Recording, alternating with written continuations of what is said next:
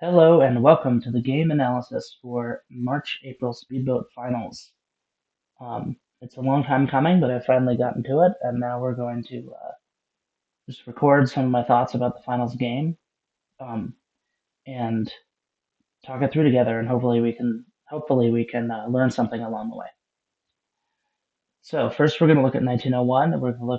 We are going to look at three key decision points in that year and how it developed throughout the year and how it set up different powers for the rest of the game. So first we're going to look at the Trieste loan. Next we're going to look at the decision in the English Channel. And finally we're going to look at Sweden and the interplay between Germany and Russia there. So first of all, with the loan, we have in the games, you can see we have Italy going to Trieste, Austria going to Albania, and not bouncing Trieste with another army. If you look into fall, we can see that Italy supports Austria and Serbia, moves to Aegean, and that Austria makes no attempt on Trieste. They simply push forward into Greece, go into Galicia, and set up for a build in Budapest and continued push against Russia and Turkey. So if we go back to 1901, I'm just going to look at my script here. And so both Austria and Italy have, a decision to make in spring '01 about Trieste. It is relatively common for Austria to loan Trieste to Italy, an opening known as the Lepanto, even for the whole game. I've had that happen plenty of times. This serves two basic purposes.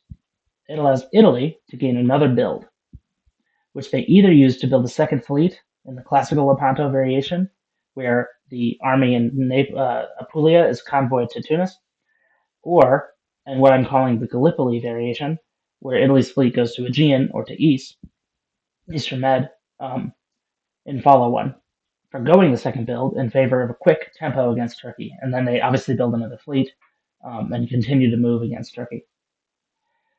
That second variation struggles, where Turkey moves Ankara to Khan in 1901, so you still have the option as Italy and Austria here. Turkey has moved to Khan, but Italy and Austria here in spring '02, they could choose to convoy that. Italy could choose to convoy that army to Tunis, and they would not have this bounce in Aegean and sort of lose that tempo. And then they'd be able to build the two fleets and have an overwhelming majority against Turkey. Unfortunately, it's still hard to push through that Aegean choke point there, even with three fleets. So this Italy in the game, Wild opts for the bounce in Aegean.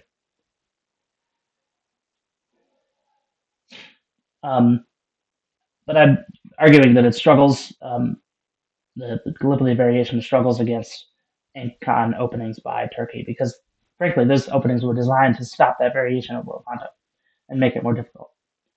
Obviously, Italy goes for it anyway, which has its drawbacks since Turkey in some situations will be able to build a fleet in Smyrna, and then Italy and Austria will require close coordination to push forward, which is more difficult in speedboat than it is in any other format. Most Russian players who are paying attention won't attack Turkey in this situation either, making things more difficult. Austria could deny the loan by simply moving to Trieste with Vienna. Going back a bit to 1901, if you're Austria and you don't want to even go through this whole song and dance of I'm going to give you Trieste and maybe I'll take it back later, you can just bounce them. That's what I like to do. That's my preferred opening as Austria. I just order Vienna to Trieste. Like I said, it's my preferred way.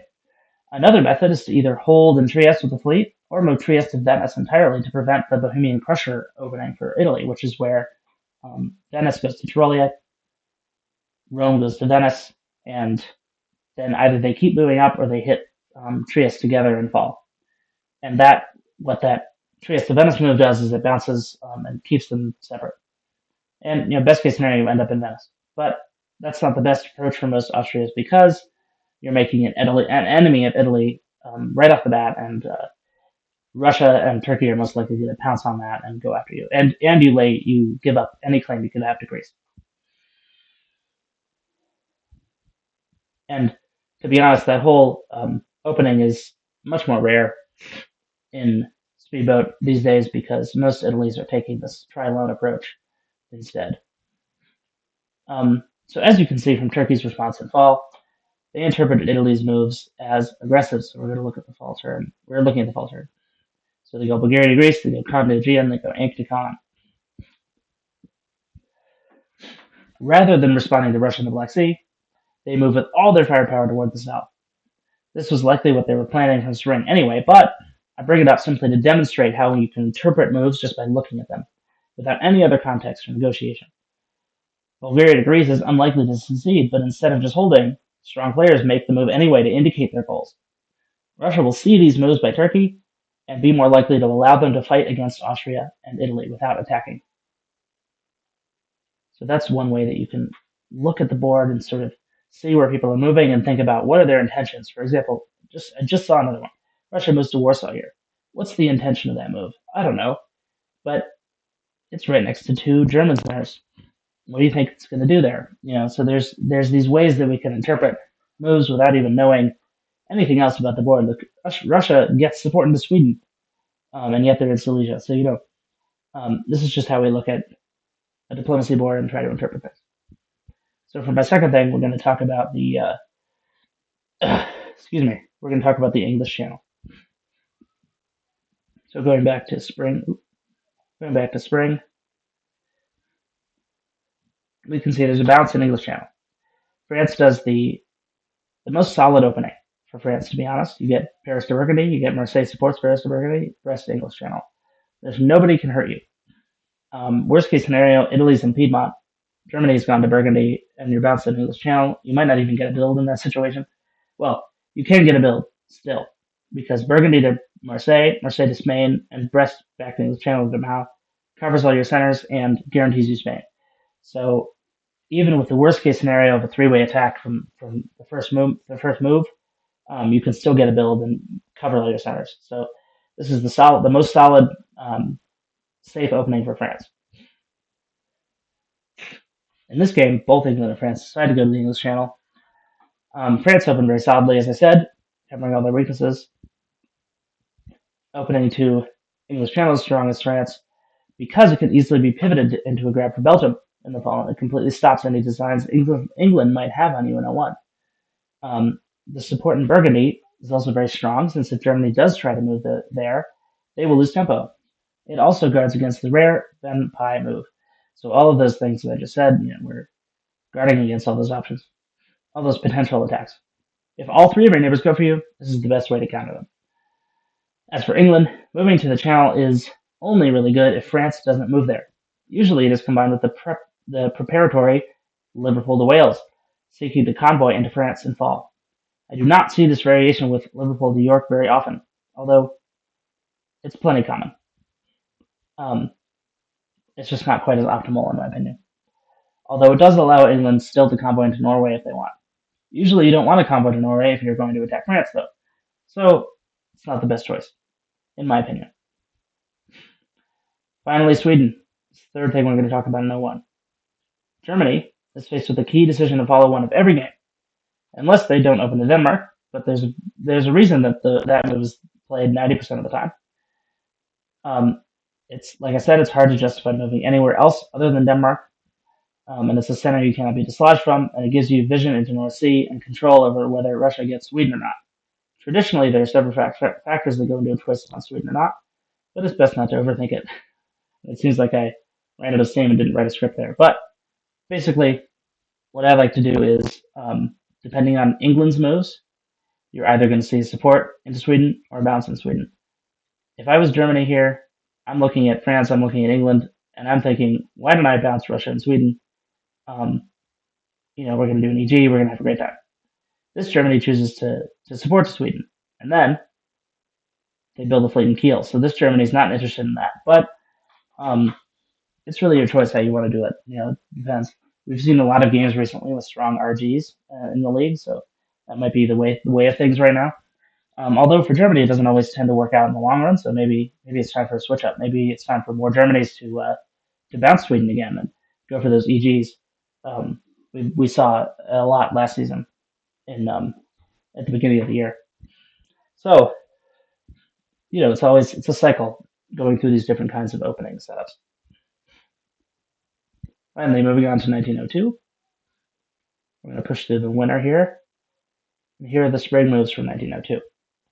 So we got three key decision points for 1902. Three key things I just want to talk about. First, we're going to talk about defending 3-on-1 in regards to England. Then we're going to talk about when to stab in regards to Italy and Austria. And then we're going to talk about wasting moves in regard to Russia. So for England, as you can see, they're defending against 3 attackers. Everybody is gunning for them. Well, not the most efficiently in regards to Belgium. You know, everyone's going after them, and that's not fun. Excuse me. So, like I said, it's evidenced by Germany's support for Russia into Sweden in Follow 1, followed by the Russian army in St. Petersburg. Anything but fleet south coast is probably an issue for England, and in terms of builds in St. Petersburg for Russia. Next, bed builds in France and Germany. If Germany meant to simply kick Russia out of Sweden, they might as well build a fleet in Berlin, and that's usually the signal Germany gives when they want an EG.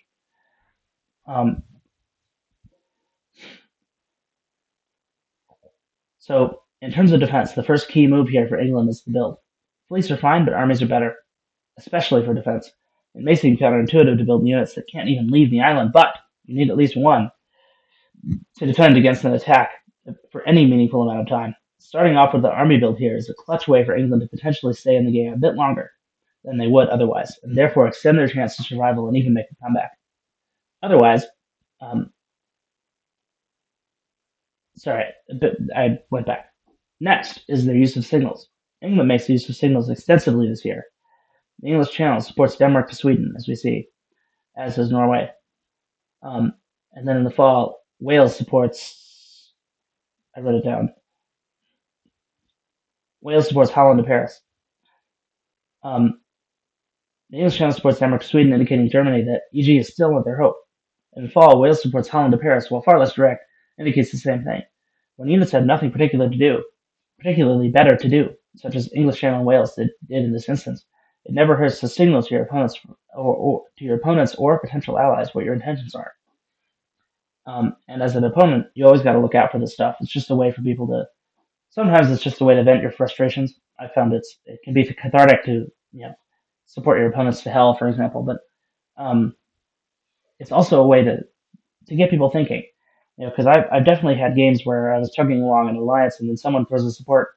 I'm like, wait a second, I could take that center. And so it really does change people's minds sometimes. So it's definitely worth doing if you're not doing that already in your games. Finally, in fall, England counterattacks Norway instead of simply trying to defend the spaces they still hold. There's a 50-50 guess on whether to go for Sweden or to put 2 on Norway. England chooses 2 on Norway, which ends up being wrong. Since both the North Sea and English Channel were going to be attacked. Making a counterattack like that, especially in the fall turn, is always a good idea. So we see this counterattack. It doesn't end up working, but it's definitely worth a shot. Because if you're just going to try and hold, you're going to lose anyway. And it's better to go out swinging. Because you never know. People forget to support things. All sorts of stuff happens. Anyway, we're going to go to when to stab for Italy. So as you can see, in spring, we have generally carrying on with the Lepanto. And then in the fall, we have this odd little stab. So it's a little bit odd because there's a convoy to Tunis, which obviously picks up a build, but it puts an army in Tunis instead of against Austria. And then we have Trieste to Vienna, which is obviously a stab, pretty much taking Austria out of the game, taking them down to 3 dots, and making it much harder for them to move forward at this point. And getting that second build for Italy. And then I think if we go to winter, yeah, they put down 2 armies, which is just brutal. That's rough. So Italy decides to stab Austria and then builds 2 armies. There were likely many factors that went into this decision, but let's think about it. It looks like to Italy that the AI versus RT is going to be a log slog. Turkey is in a perfect position, and Russia is having an easy time in the north.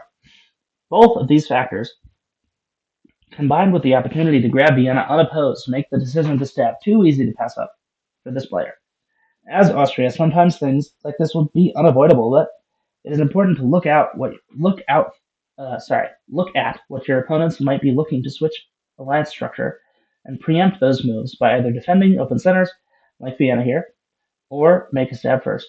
Italy saw the opportunity to get 2 builds and put down 2 armies, and they did so as they did in winter, and they took it, even though they had a fleet in the Eastern Med. So they're likely angling for an IR here, a winter green, sometimes called the winter green alliance, um, off the related to the traditional color for Russia is white rather than pink and backstabber. So that's that's why it's winter green. But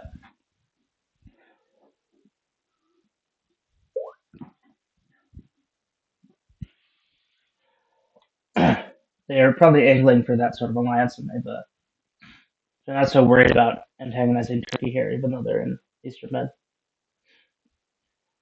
And finally, we're going to go to wasting moves, and I'm going to look at the Russian moves for this. And so I say it's a small thing because at the end of the day, these units didn't miss huge opportunities and they didn't make fatal errors. But Russia in fall holds Romania instead of having it support Ukraine to Galicia. And while the player was probably thinking it would be cut and wasn't thinking it was important, um, and it turns out it wasn't needed to make the dislodgement, it is still good to use it anyway. I remember the first time I played diplomacy, I was 12 years old, and the guy who taught me the game, he sat me down and he said, I must have made a boneheaded decision on the turn before, because he sat me down and he said, son, oops, I'm going ahead here. We're looking at this turn. He said, son, don't ever hold your units. I think he actually told us when he was explaining the game. So there's four orders: hold, move, support, convoy, but never order hold. And you can see them do the same thing in Norway. Instead of making a signal or even supporting hell to north, they just don't do anything. And obviously, both of those moves were completely innocuous. They didn't have any impact on the game. But it's just about your attitude of how you approach diplomacy and how you approach moving your units. And you never know what would have happened if Bud supported Galicia and Galicia held. Instead of Austria doing this random, support into Turkey somewhere, they hold Galicia, and you're delayed for another year against an Italy that has 4 armies, and that's you don't want that. And so you really need to be thinking about how these things ripple effect and can actually affect the game, even if it looks like it won't in the moment. Finally, moving on to 1903, we're gonna go into there.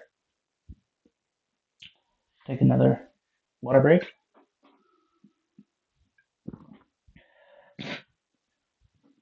And off we go. So again, 3 sections.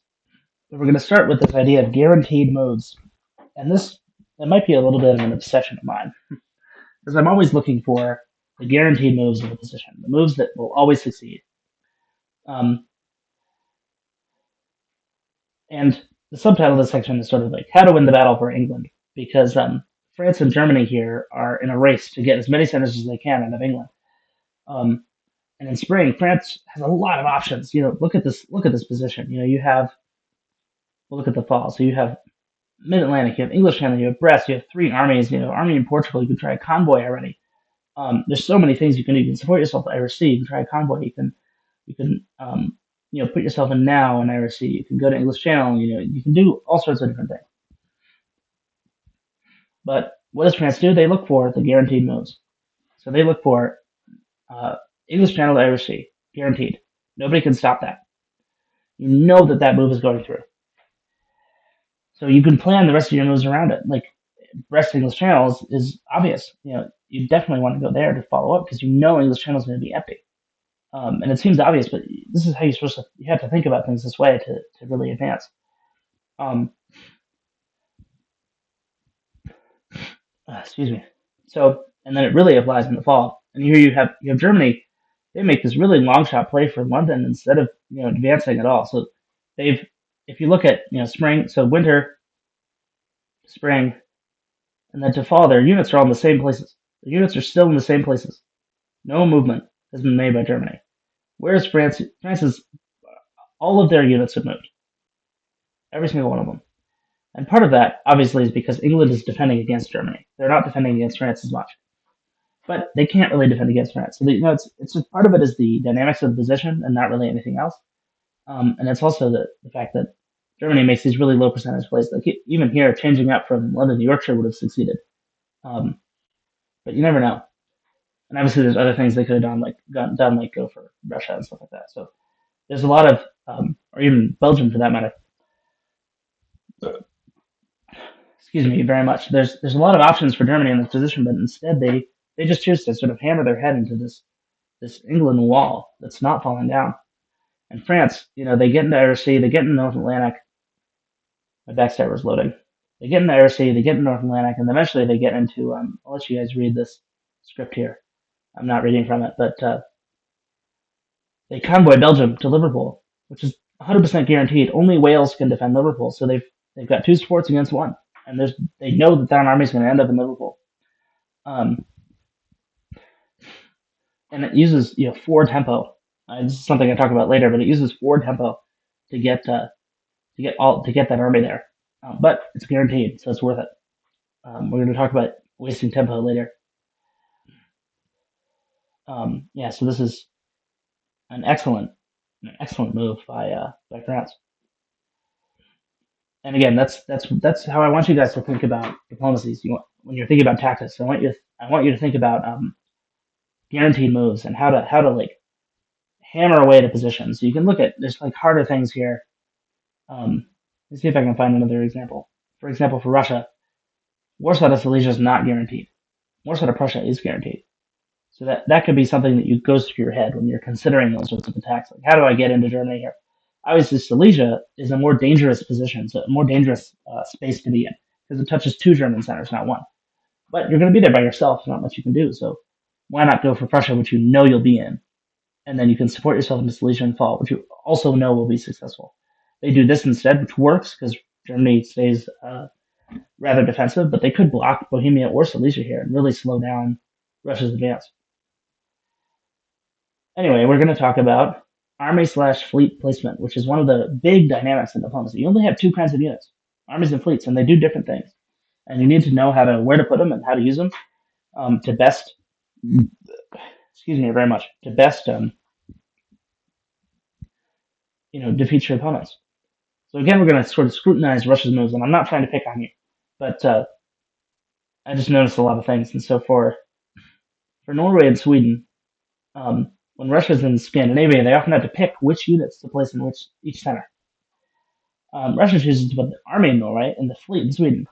Why, you might ask? I don't know, but maybe they felt supporting in was necessary or something like that. There's a rationale here, So they go Norway to Sweden. Perhaps they're worried about Denmark trying to snipe it.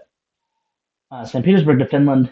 Not really sure what the idea there is, but maybe again they're worried about Sweden. They think if Denmark goes to Sweden, they'll have 2 on Sweden in the fall to secure it. Germany doesn't turn on them, obviously, and you get the Finland, Norway, Sweden supports, which guarantees Finland will get into Norway. So again, guaranteed moves. So we're superseding concepts here. So it's a guaranteed move, but what does it accomplish? It accomplishes, getting your army to Norway, and where does it go from there? And these are the sorts of questions you need to ask yourself when you're looking at armies and fleets and how to pursue them. So, excuse me.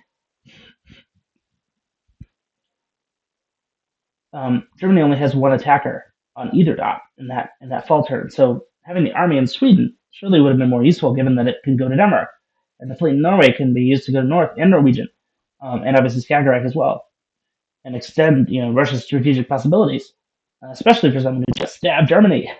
There's just no need to appease the German any further by not having a fleet in Norway, and it just seems purely suboptimal to do this setup. And you'll see it, play out in 1904. It becomes like, they're holding in Norway. Why? It becomes so unnecessary to have that unit there, even though they end up getting worse. Well, they lose Munich actually, but so it's just suboptimal. Units are still there at the end of 04. So just avoid mistakes like this in the future by thinking about where's my unit going to go next after it's in the stop or in the center or in the space. Finally, for disbanding in spring. So Italy, it loses Eastern Med here to an English. So you can see they lose Eastern Med to a Turkish attack from Aegean, which again guaranteed moves. Aegean did this just so they don't get cut in Aegean. They have more. They're definitely going to get that 2 attack on Eastern Med. And then if they retreat to Syria, it's sort of cornered. Italy elects not to retreat to Syria. Um, in over-the-board diplomacy or face-to-face diplomacy, we call it off the board. So you take the unit off the board, or it's just called disband and backstabber.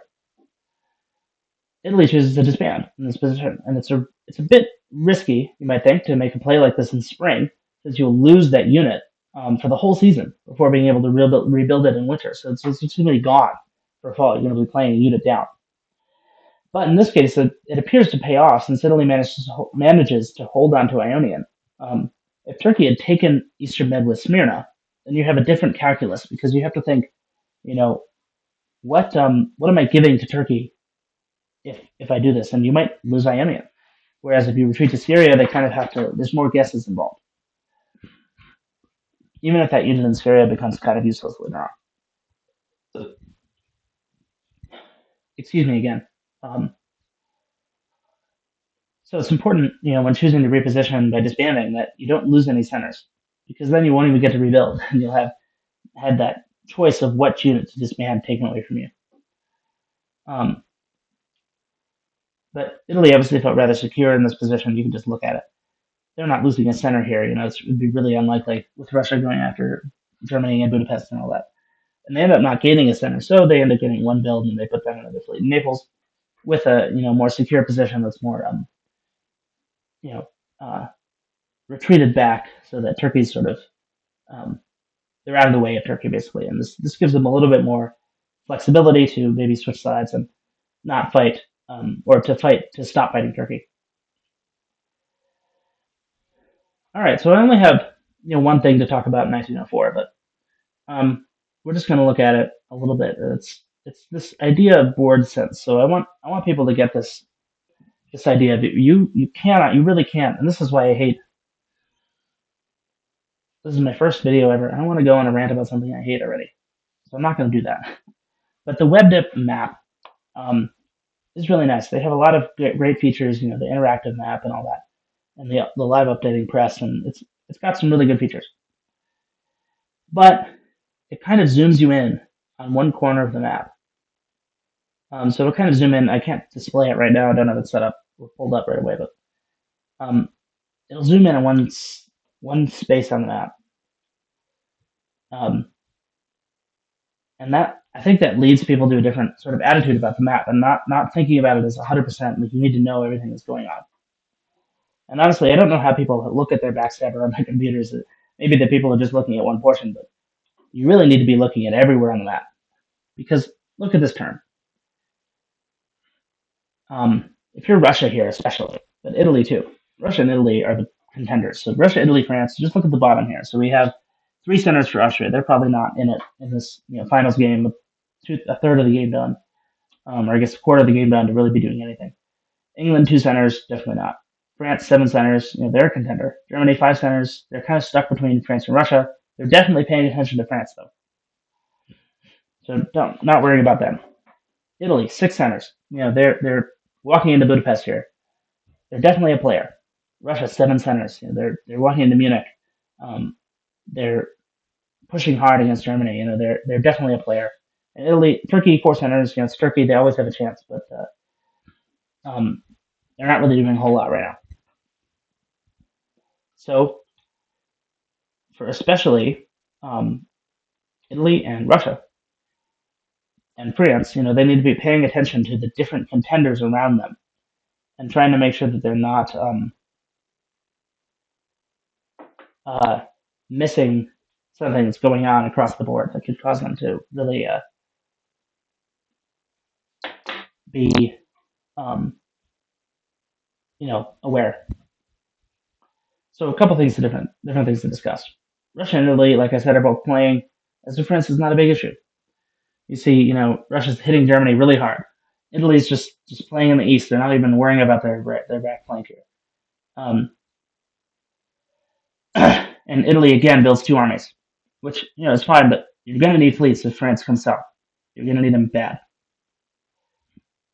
Russia sadly doesn't get a build, so that's a moot point. But France, on the other hand, they get 2, but they get 2 builds. And they're 9 at the end of the turn. Italy's at 8, sure, but they have 6 armies and 2 fleets, which is a crazy ratio for Italy. And France is at, Russia's still at 7. So for this turn, especially at the beginning of the turn, but definitely in winter, and I'll let my backstabber load for a minute while I read the script, you're going to have to think about everything that's going on the board. And so, perhaps each is thinking the other would deal with France at some point. Russia goes hard against Germany here, which might be fine if they were able to secure any centers. This turn, remember last turn, discussion of the army fleet placement and how that slowed them down. Instead, they gain nothing, and France jumps up to 9 while they stay at 7.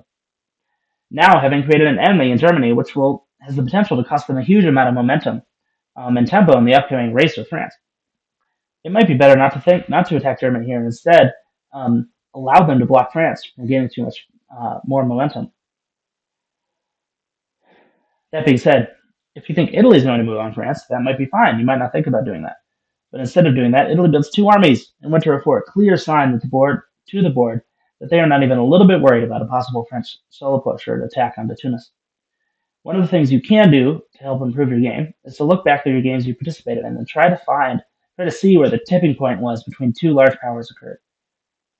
Often you can pinpoint a couple of turns in which there was a chance for the eventual loser to do something different and prevent the collapse, especially when you have a solo in a game like this. So,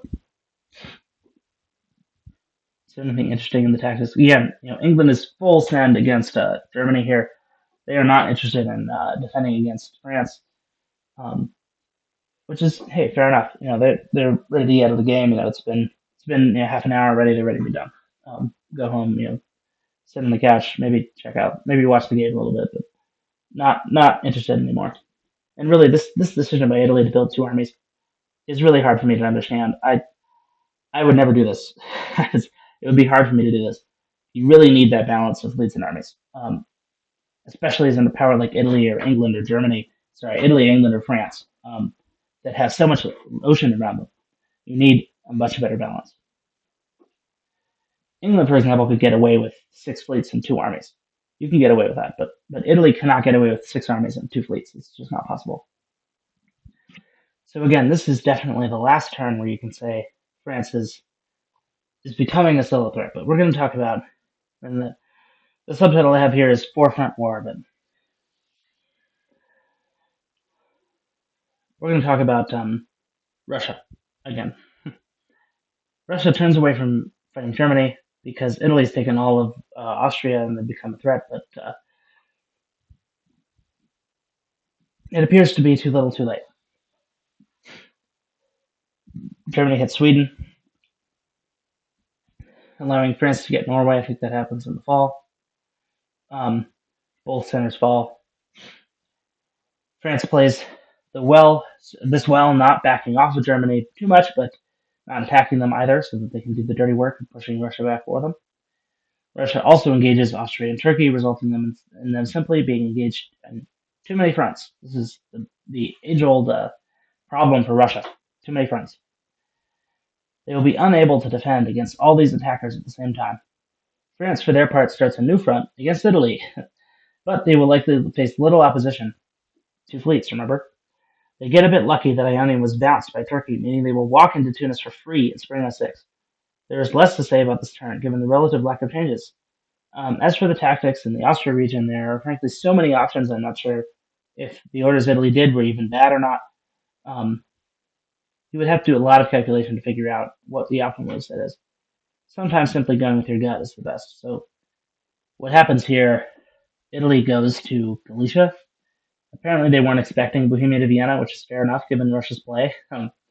But Russia goes there, and then they're stuck, and then they lose Budapest, which is an unfortunate mistake, I guess. But you get Greece, so it is what it is. But going for Greece here is just with Turkey, with France the way they are, it's just sort of blind. Like there's blinders on, and it happens all the time. It happens to me for sure. It's happened to me plenty of times. So I'm not trying to claim any superiority here. I'm just trying to analyze the game. And to miss this move, Marseille to Piedmont, Mid-Atlantic to West, it's just kind of unfortunate. And like I said, Western Med is going to walk into Tunis. Obviously, Italy builds a fleet here, and they're going to try and defend against that attack, but it might be too little, too late. Now I'm just gonna go to a long section just about the solo push part of this game. 06 was 708. Because as most of you know, this game ended in a solo, and Spedio won the championship. So that's where we're at. But let's just start with this. Once a northern power gets Tunis, you just have to remember that the only thing you can do besides taking back Tunis is holding Berlin from the south. Let me see. I do not.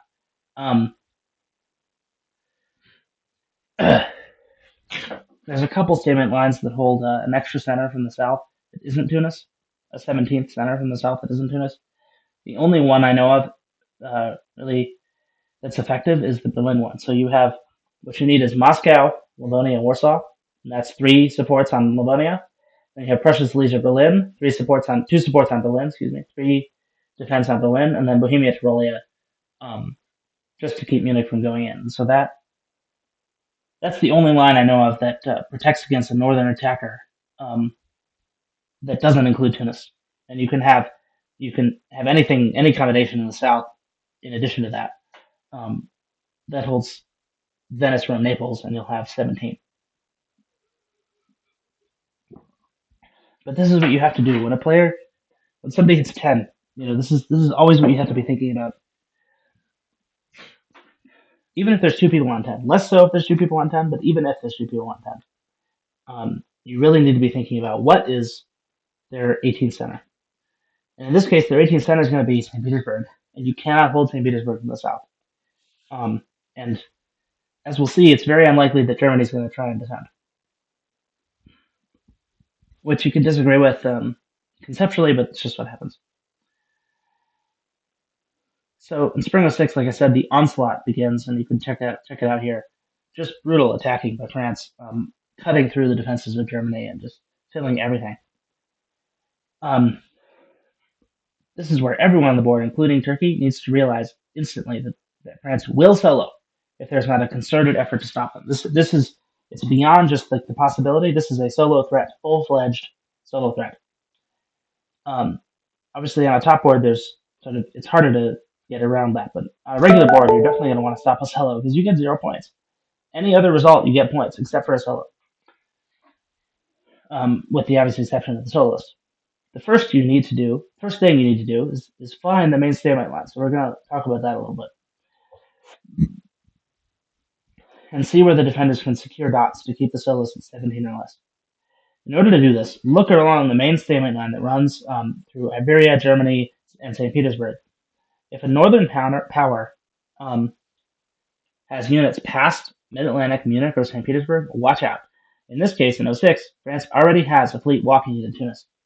This should send huge alarm bells off in your head. There are 6 game years left, and a Western power is gaining Tunis. Unless it can be taken back, they will be well on their way to a solo before the time limit is reached. Despite all this, Germany, Russia, Italy, and Turkey continue to fight one another.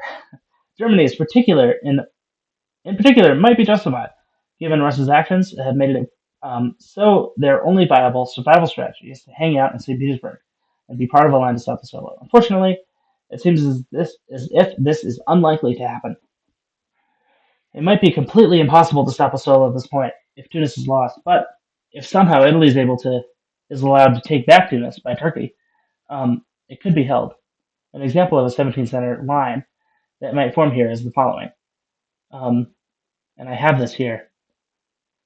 So it's Turkish army in Ionian. Let me see if you can see that. Yeah, you can see it now. Turkish army in Ionian supports Tunis. Naples supports Tyrrhenian Sea. So I haven't done the orders here. I'll just write them in now. So Ionian supports Tunis. Naples supports Tyrrhenian Sea. Rome supports Tuscany. Trieste supports Tyrolia. Bohemia supports Silesia.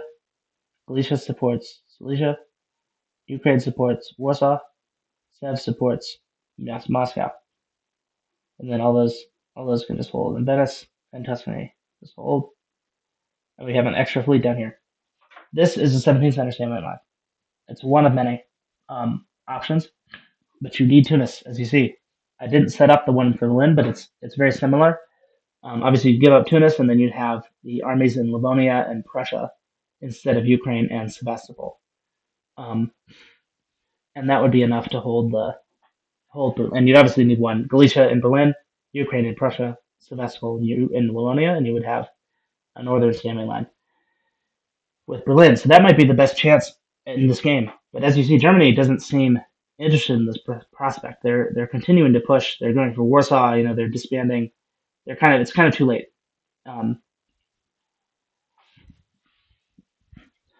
So, like I said, that's obviously for this to work, you need to magically transform the French army in Tunis into an Italian one, fleet, excuse me, in Tunis into an Italian one.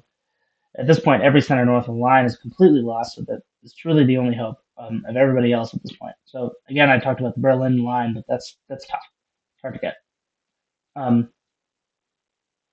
And given it's top board, there's not a whole lot of urgency. It's not surprising that this happened because the person, even if they're stopped at 17, will still win the finals.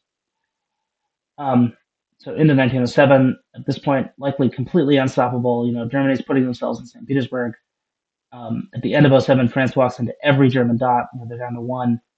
And it's over. You can never hold St. Petersburg from the south, no matter how many armies you have. Russia getting more builds from Turkey. No matter how many armies you have, you're never going to be able to hold St. Petersburg.